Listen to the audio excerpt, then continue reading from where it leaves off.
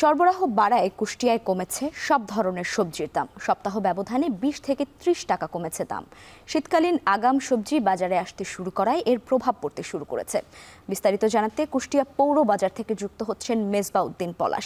পলাশ, সবজির দাম কমায় ক্রেতা বিক্রেতারা কি বলছেন?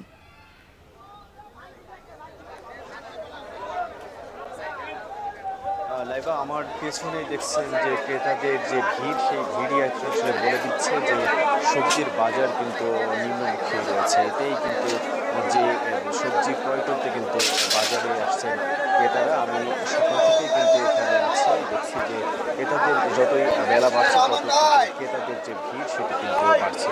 মূলত এই আগাম যে শীতের যে সবজিগুলো কিন্তু বাজারে এসেছে এবং এতেই কিন্তু যে দামের যে বিষয়টি সেটি কিন্তু কমেছে। সব ধরনের সবজির দাম এখন কিন্তু একেবারেই যে ক্রেতাদের কিন্তু নাগালের মধ্যে রয়েছে এবং একেবারেই আসলে কম রয়েছে। আমি আজকেও ঘুরেছি, এখানে পুরো যে বাজারগুলো কিন্তু আমি ঘুরেছি, আমি দেখেছি যে ফুলকপি সেটা কিন্তু বিক্রি হচ্ছে যে 45 থেকে 50 টাকা এবং যে বাঁধাকপি সেটি কিন্তু 30 টাকা, এছাড়াও করলা সেটি 30 টাকা এবং যে মরিচ সেটি কিন্তু 60 টাকা এবং অন্যান্য যে পেঁয়াজ 60 টাকা এবং রসুন, শুধুমাত্র রসুনের দামটি একটু বেশি রয়েছে।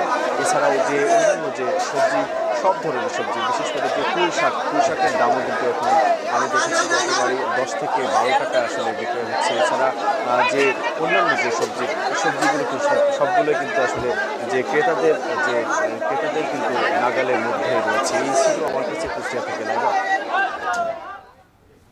কুষ্টিয়া পৌর বাজার থেকে যুক্ত ছিলেন মেজবাউদ্দিন পলাশ।